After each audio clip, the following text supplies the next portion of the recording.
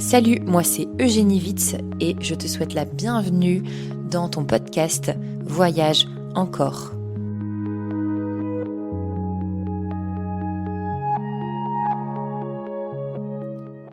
Bonjour à tous, je suis hyper contente de vous retrouver pour vous partager mon ressenti, mon retour après mes 4 semaines de formation intensive en constellation familiale et systémique auprès de Éric Lodière.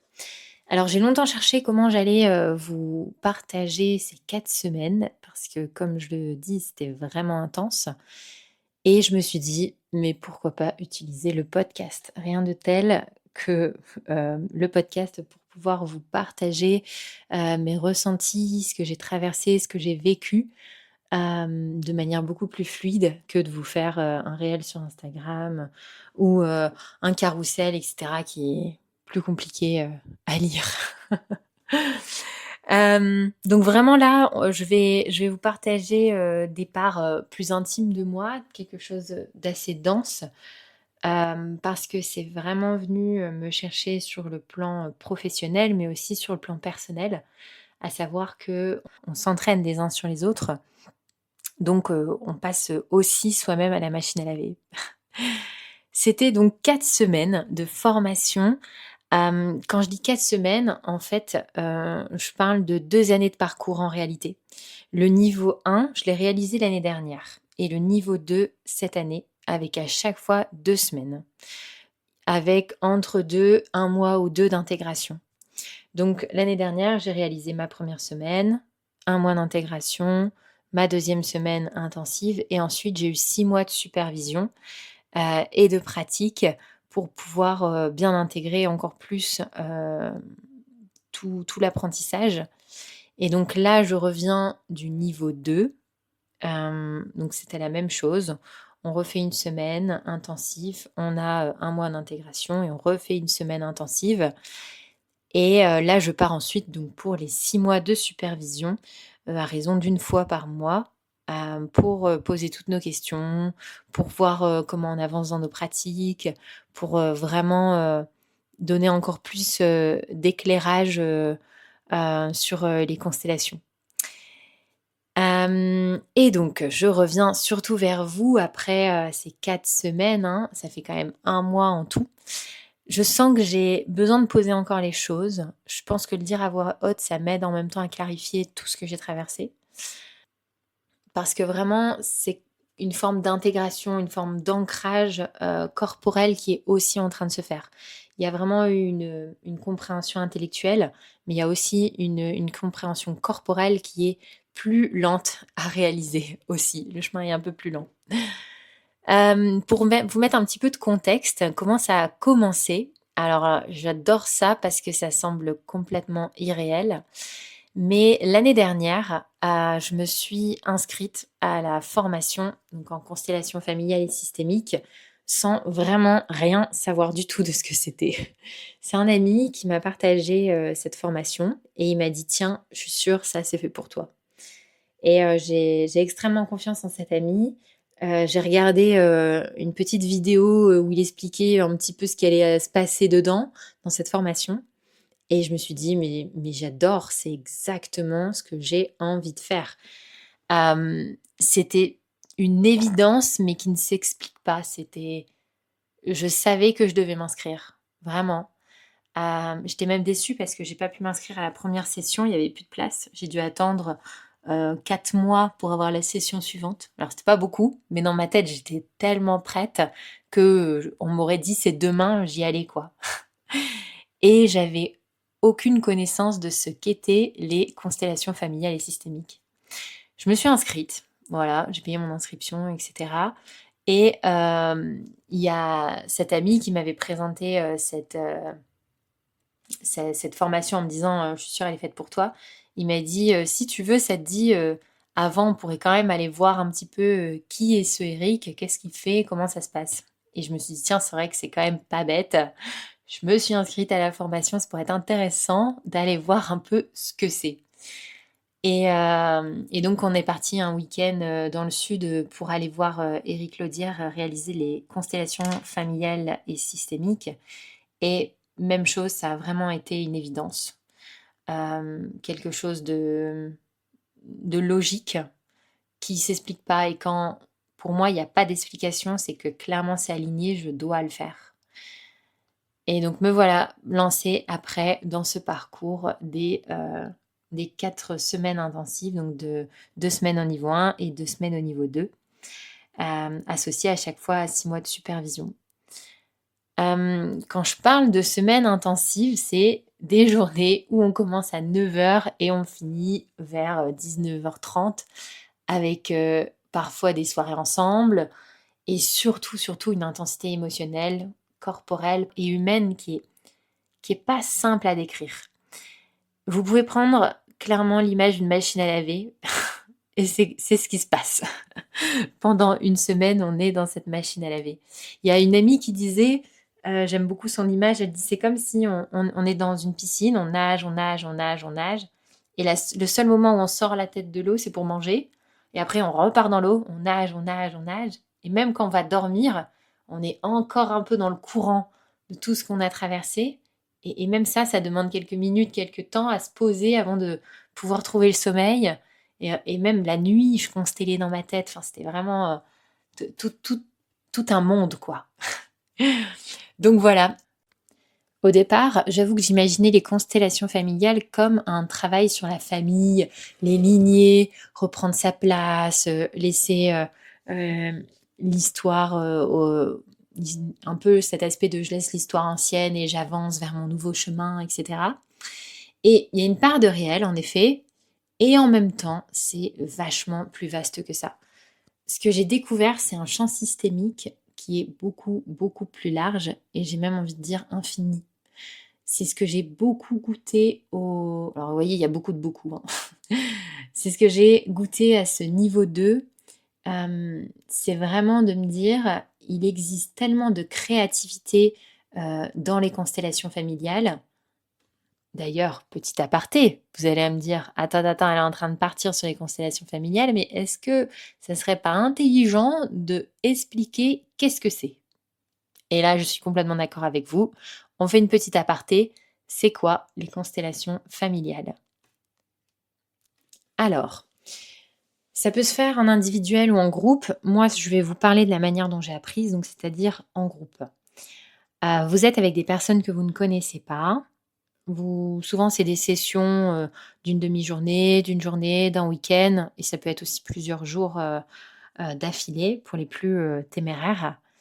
Une constellation dure en moyenne 1 heure et demie, on va dire. Ça dépend bien sûr de la personne qui réalise la constellation. On dit il y a autant de constellations que de constelleurs ou de constelleuses, hein. Donc je répète, moi je vais vraiment vous parler de la mienne, de là où j'ai été formée et de ce que j'ai appris. Vous êtes avec des gens que vous ne connaissez pas et dans le groupe, personnellement, on fonctionne sous forme de tirage au sort avec vraiment cette croyance de il n'y a pas de hasard et la vie va vous amener à réaliser votre constelle quand c'est le bon moment, quand c'est vraiment le bon moment pour vous. C'est à quel moment je vais me laisser toucher, à quel moment ça va être le bon moment pour que je puisse réaliser ma constellation familiale.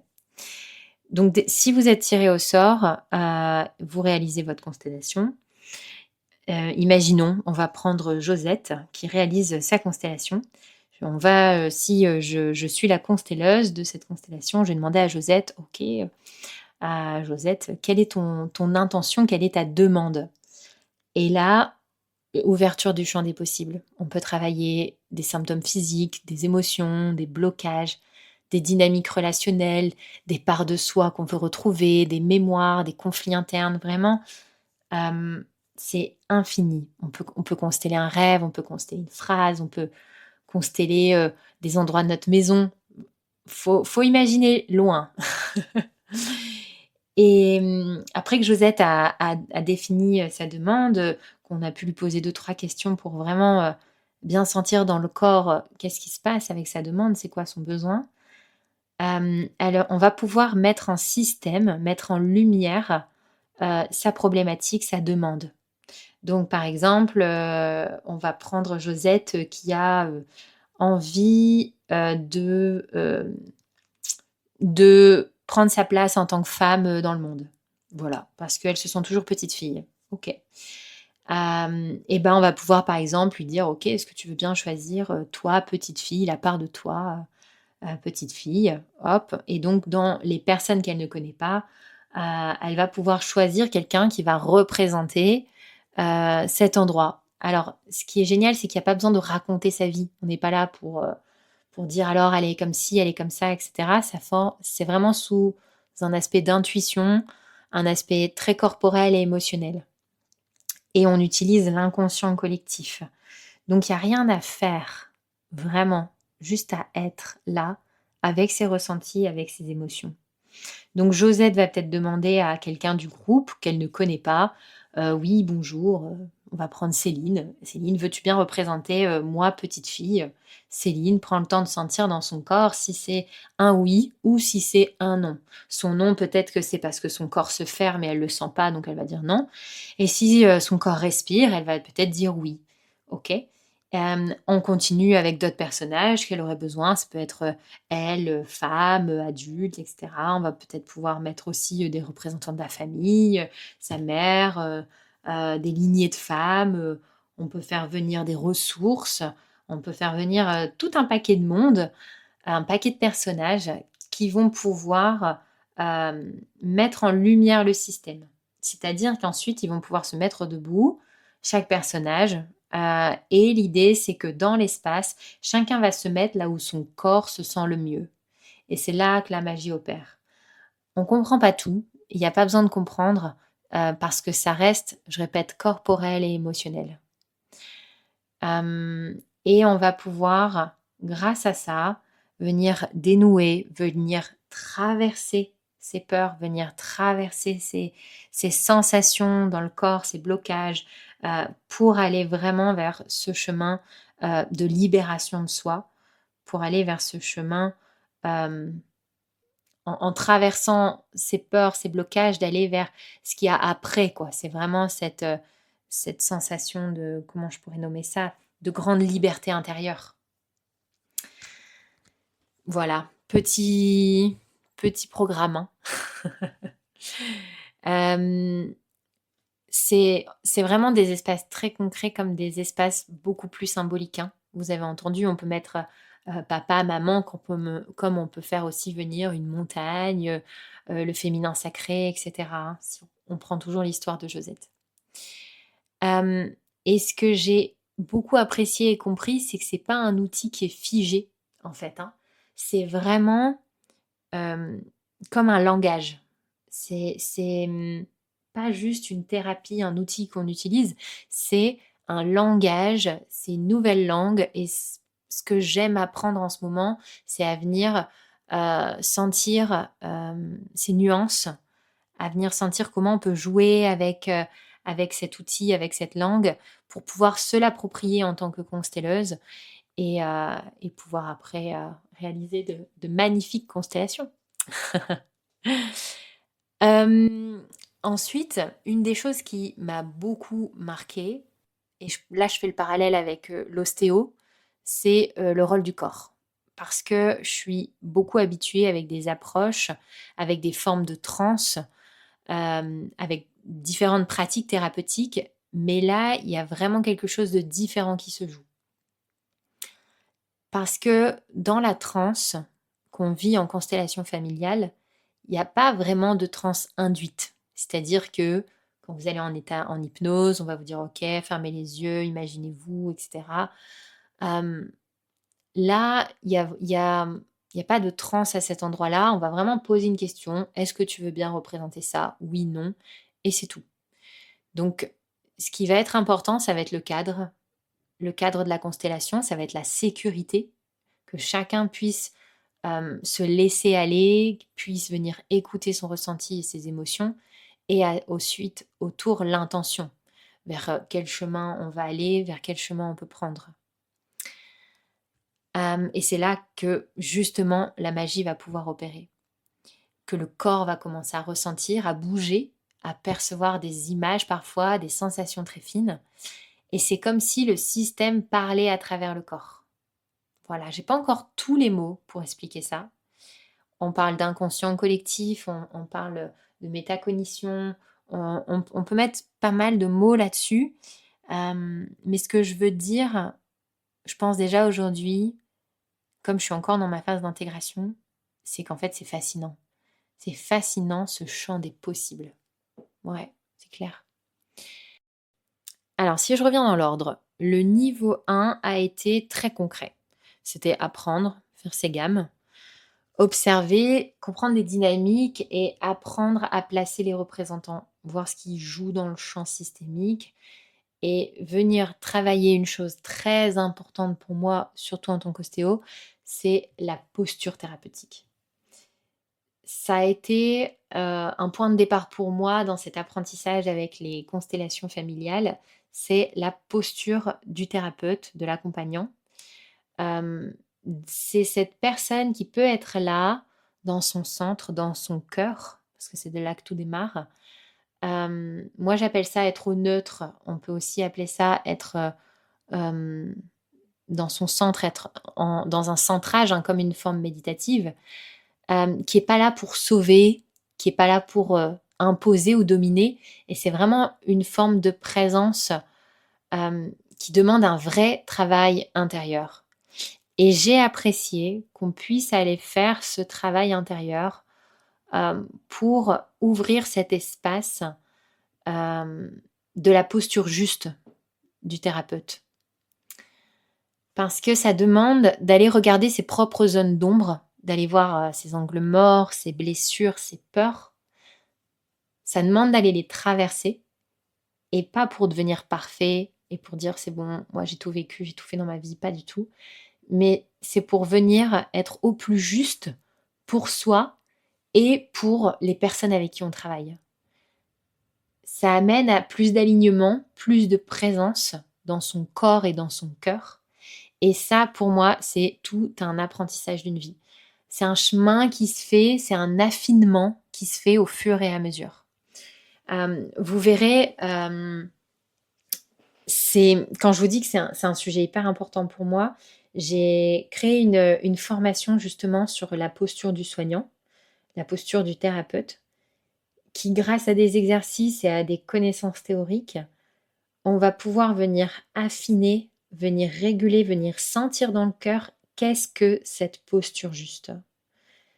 À quel moment je suis, dans mon cœur, dans mon alignement intérieur, à quel moment je le suis plus et comment je me réajuste. Parce que dans le soin aussi thérapeutique, au-delà des constelles et dans les constelles bien sûr c'est aussi important, c'est quand même, alors il y a une étude qui le met, faudrait que je vous le redise exactement le pourcentage, que c'est, mais c'est un pourcentage énorme, ça doit être 70 du soin avec l'alliance thérapeutique, qui se joue dans la qualité du soin. Tout ce qui va être, protocole, et cetera, c'est infime par rapport à cette posture et cette alliance thérapeutique qui se crée ensuite. Voilà, si à un moment c'est quelque chose qui vous parle, qui vous intéresse, n'hésitez pas à m'envoyer un petit message et je vous donnerai plus d'informations là-dessus.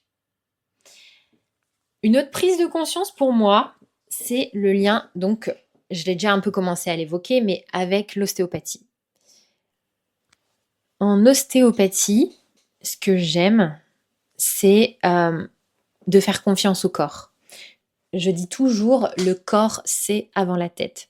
J'ai une confiance infinie dans le corps, dans ce qu'il sait, dans ce qu'il perçoit, et dans sa manière de trouver la guérison.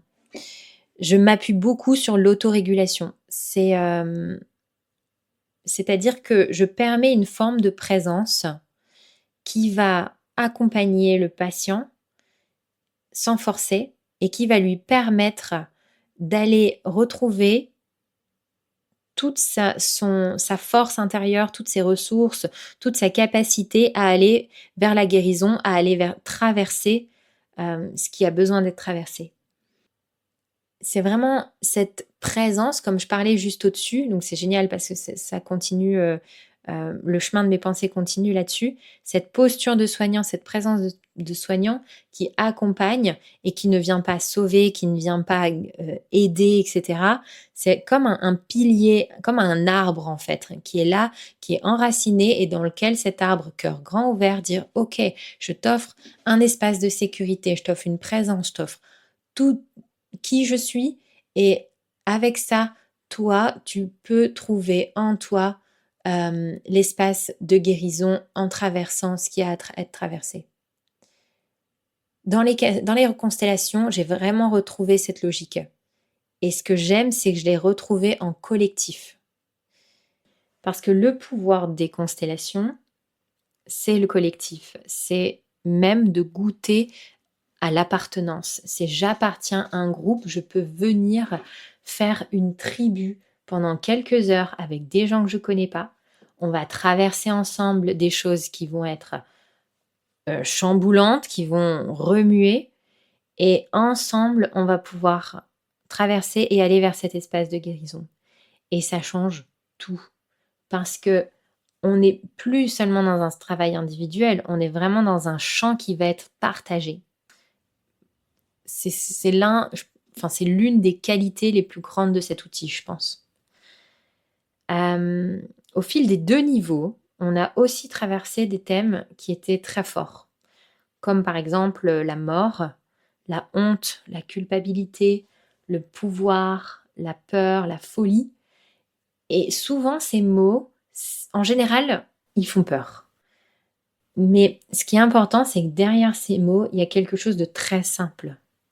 Derrière la mort, derrière la peur, la folie, le pouvoir, en fait, il y a quoi? Il y a la vie. Et j'ai même envie de dire aussi, il y a l'amour. Avec ces mots, j'ai envie de vous faire une petite aparté. Une petite aparté personnelle, parce que j'ai vraiment une conviction que, là je vais vous parler de développement personnel, qui m'agace un peu, c'est que souvent quand on se confronte à le développement personnel, il y a cette tendance à aller vers la meilleure facette de soi-même, à aller vers la meilleure personne, etc. Avec toujours cette quête du parfait, de l'ultime, du beau, avec une absolue qui est lorsque j'ai atteint ce truc-là, je suis dans comment dire? Rien ne me touche, rien ne peut plus me toucher. Quand je suis dans ce bout-là, hem, je vais plus souffrir, je vais plus avoir mal et ça va être génial. Et là, je suis pas vraiment d'accord. Hem, Parce que tous les mots que j'ai pu dire au début, la honte, la culpabilité, la peur, la folie, toutes ces choses-là, c'est la vie. Elles sont pas sous notre contrôle. Quelqu'un qui, va se faire, renverser par une voiture, par exemple, toutes ces choses-là, c'est pas sous notre contrôle. Et on va être amené en tant qu'être humain, et je suis désolée de venir peut-être casser de l'optimisme pour certains, mais oui, on va être traversé par de la souffrance. Oui, on va être traversé par de la tristesse, par de la colère, par de la peine, et on va aussi être traversé par de la joie, par de l'émerveillement, par de l'amour, par des rires, oui. Et vous allez me dire, mais du coup, c'est quoi mon pouvoir là-dedans? Eh bien, le pouvoir, ça va être de répondre en fait à cette question essentielle, c'est comment je fais face à la mort? Comment je fais face quand je perds? Comment je fais face quand je gagne? Comment je fais face quand il y a la folie? Quand il y a la peur face à l'inconnu? Et à chaque fois, quand vous répondez à cette question, c'est là que vous pouvez choisir comment vous faites face aux choses de la vie, aux réalités de la vie, à ce qui est là. Et là est clairement votre pouvoir intérieur. C'est à cet endroit-là que vous allez pouvoir choisir. Et dans cette forme de choix, il y a votre liberté. Voilà, c'était un petit aparté. Un autre aspect que j'ai beaucoup apprécié, c'est l'équilibre entre les approches symboliques et les approches très concrètes, c'est-à-dire entre l'ésotérisme et le très terrien. Pourquoi? Parce qu'on a parlé vachement de système nerveux, de théorie de l'attachement, des mécanismes de trauma, de la régulation. Ça m'a vachement permis de rester ancrée dans tout ce qui pourrait être amené à dire c'est une secte, c'est de l'ésotérisme, etc. et donc de pas aller vers quelque chose de flottant. Et ça, c'est très important pour moi parce que je dis toujours, on est d'abord des êtres terriens, on touche d'abord la terre avant d'aller vers le ciel, hein. C'est important d'avoir les 2, d'être relié pour moi à la terre et au ciel, mais d'abord, on est des êtres de matière avant tout. Et ces outils, en tout cas théoriques, ont vraiment pu apporter de la matière et ont pu venir, nourrir cette compréhension, avec le réel et avec le corps, quoi. Et bien sûr, chose hyper importante, les rencontres. Non, mais les personnes que j'ai rencontrées pendant cette formation, elles sont incroyables. Elles sont vraiment ouf. À savoir, j'étais la plus jeune du groupe. En moyenne, ils ont tous autour de la cinquantaine. Moi, j'en ai 30. Et il y a des moments où tu rencontres des gens et tu sais qu'il y a clairement un avant et un après. Ces gens vont basculer ta vie, vont faire partie des rencontres de vie qui vont t'amener tellement, que ça soit sur le plan humain, professionnel, d'amour, etc., de partage, de conversation. Et ça, ces rencontres-là, elles me sont vraiment, vraiment précieuses. J'ai pu voir des gens qui ont des parcours de vie impressionnants, qui sont thérapeutes, formateurs, des personnes avec un cœur et une conscience, une maturité d'esprit que j'ai beaucoup, beaucoup, beaucoup apprécié. Gros bisous à ceux qui m'écoutent. Et je crois que ça aussi, ça fait partie clairement de ma transformation. On ne traverse pas tout ça seul, les amis. Dans le niveau 2, il y a aussi une ouverture vers une dimension plus spirituelle et rituelle. C'est-à-dire que ce que j'ai aimé, c'est qu'il n'y avait pas de fuite. Donc ça, je l'ai dit, hein, dans le spirituel, mais qu'il y avait vraiment aussi, ça c'était vraiment la fin du niveau 2, hein, une compréhension de qu'est-ce que le rituel et comment le rituel fait partie de nos vies humaines. Parce qu'on est entouré de rituels. Le matin, vous vous brossez toujours les dents avec la main droite. Vous allez peut-être faire je mange, je me lave et jamais je me lave puis je mange. Le quotidien, les gestes répétés, c'est des rituels. On est vraiment bourré de rituels. Et donc, dans cette dernière semaine, on est venu aborder tout l'aspect des rituels et comment les mettre dans les constellations familiales et systémiques. Parce que ça devient vraiment une manière d'accompagner un passage, d'accompagner un collectif, une symbolique, et que tout le monde puisse être touché en même temps.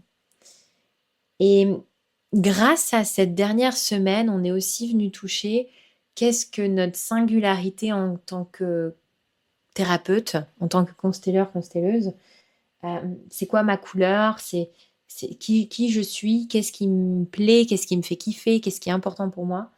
Et c'est aussi des sujets de réflexion que j'ai beaucoup appréciés, qui sont encore en train d'être intégrés, parce que j'ai vraiment senti que je prenais beaucoup de plaisir à faire les constellations. Et l'idée, c'était de se dire, ok, quelle est ma différence? Où est-ce que je suis différente? Ouais, c'est ça, hein, complètement.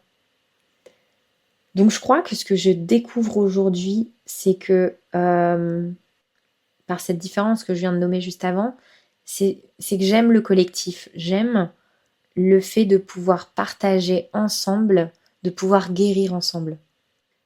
Par les espaces où les gens traversent ensemble quelque chose, qui puissent se reconnaître, qui puissent se dire ok, en fait on va bras dessus bras dessous tous ensemble vers cette traversée. Je trouve ça merveilleux. Donc c'est toutes ces dynamiques d'appartenance, ces processus partagés, et je sens que tout ça, ça ouvre à quelque chose de beaucoup plus grand. Je suis au début d'un chemin, je le vois pas encore complètement, mais je sais qu'il y a un truc de malade qui m'attend derrière. Si je devais résumer ces 4 semaines, je dirais que ce que j'ai appris, c'est pas quelque chose de précis, vraiment de fermé. Je dirais que c'est quelque chose qui s'est plutôt même ouvert en moi. J'ai mon cœur qui s'est ouvert, j'ai mes ailes qui s'ouvrent, j'ai mon intensité de vie qui s'ouvre, j'ai une compréhension plus large du système humain, j'ai une autre manière d'être thérapeute, une autre manière aussi d'être en lien. et peut-être une autre manière d'être en soi, du coup, présente au monde. Et ce que je retiens le plus profondément, c'est ça, c'est qu'on ne traverse jamais les choses vraiment seul. Personne n'est seul, ça n'existe pas. Et parfois, il suffit d'un espace, d'un groupe, d'un cadre pour que quelque chose en nous puisse enfin se mettre en mouvement. Et là, avec cette traversée, arrive la guérison, arrive cette liberté de reprendre le pouvoir sur son cœur. Voilà. Que d'amour, que de partage. Merci pour votre écoute. Ça m'a fait beaucoup de bien aussi pour moi de vous partager ça.